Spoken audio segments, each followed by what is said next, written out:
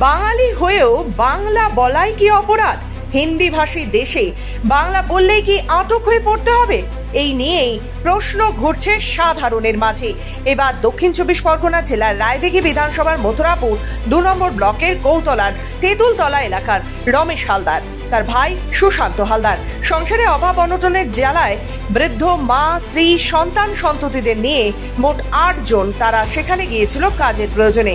আর হরিয়ানারই গুরগ্রাম এলাকার প্রায় 2 মাস আগে তারা যায়। ইতিমধ্যে তাদেরকে আটক করা হয়েছে এবং তদন্তের নামে পরিবারের সবাইকে একই ঘরে আটকে রাখা হয়েছে বলে অভিযোগ রমেশের আত্মীয় পরিজন এবং এলাকার পঞ্চায়েত সদস্য ও জেলা পরিষদের সদস্যর। এলাকাবাসী, আত্মীয় পরিজন এবং শাসক দলের নেতাদের দাবি, আটকে পড়া 7 জনের ভোটার কার্ড, আধার কার্ড, এমনকি ছেলেমেয়ের জন্ম সার্টিফিকেট সমস্ত কিছু রয়েছে। সবকিছু দেখার পরও গুরগাঁওয়ের তদন্তকারী অফিসারেরা তাদের কোথাও বার হবার অনুমতি দেয়নি, যার ফলে সেখানে তাদের আটকে পড়তে হয়েছে। এই খবর জানার পর ইতিমধ্যে স্থানীয় সাংসদ, বিধায়ক সহ স্থানীয় প্রশাসনকেও জানানো হয়। তাদের দাবি, হিন্দি ভাষী লোক বাংলায় এসে যদি হিন্দিতে কথা বলে তারা ঘুরে বেড়াতে পারে, বাংলায় কথা বলা মানুষ হিন্দি এলাকায় গিয়ে কেন স্বচ্ছন্দে থাকতে পারবে না? অন্যদিকে বিজেপির মথুরাপুর সাংগঠনিক জেলা সহসভাপতি সুনির্মল দাস বলেন, শাসক দল ও 2026-এর বিধানসভা ভোটের আগে ভোট পেতে নতুন নাটক শুরু করেছেন। যে ঘটনাগুলো দেখানো হচ্ছে সেগুলো নাটক, সবই শাসক দলের পরিকল্পনা। এখানে এত মানুষ জমা হওয়ার কারণ হচ্ছে রমেশ হালদার, তার বাড়ি এইটা। সে 6 জুন আমাদের 6 জুলাই হরিয়ানার গুরগাঁও গ্রামেতে কাজে যায় অভাবের জ্বালায়।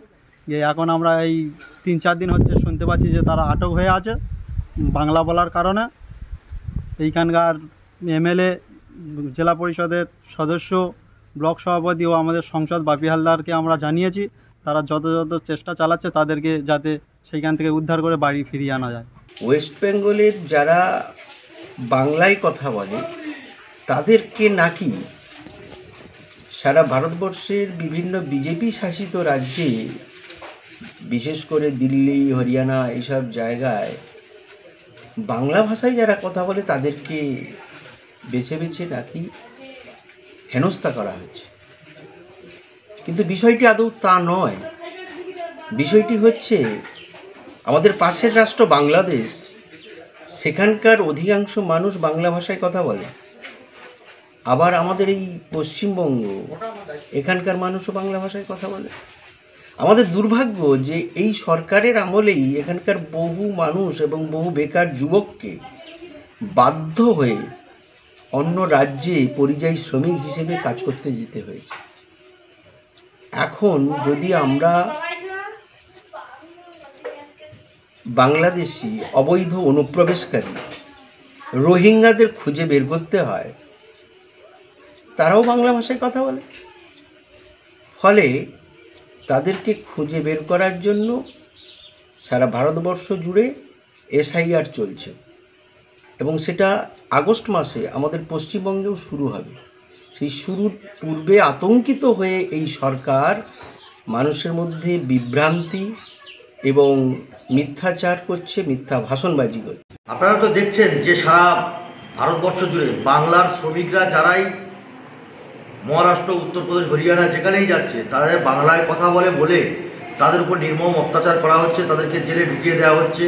তাদের আধার কার্ড, ভোটার কার্ড সমস্ত কাগজ দেওয়া সত্ত্বেও তাদেরকে বাংলা কথা বলে তাদেরকে বাংলাদেশি তকমা দিয়ে তাদেরকে এখান থেকে ডিটেনশন ক্যাম্পে রেখে সেখান থেকে বাংলাদেশে পুশ করে দেওয়া হচ্ছে। সেই রকম আমাদের মথুরাপুর 2 নম্বর ব্লকের কৌতলা অঞ্চলের আমাদের তেঁতুলতলা গ্রামের গয়ারগতি পোস্ট অফিস আমার এলাকার মধ্যে, সেখানে রমেশ হালদার, সুকান্ত হালদার, হরিদাসী হালদার, এরা সব 4 জন দুস্থ পরিবারের মানুষজন, তারা হরিয়ানায় কাজ করতে গিয়েছিল।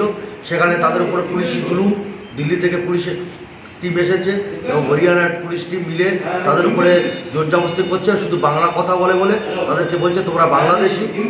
আর আমাদের নেত্রী, আমাদের বাংলার মুখ্যমন্ত্রী মমতা ব্যানার্জিকে বলছে যে Aadhaar card, voter card, ration card এসব বাংলা দিদি সব ভুয়োভাবে তৈরি করেছে। এটা কোনোদিন ভুয়ো হয় আমাদের জানা ছিল না।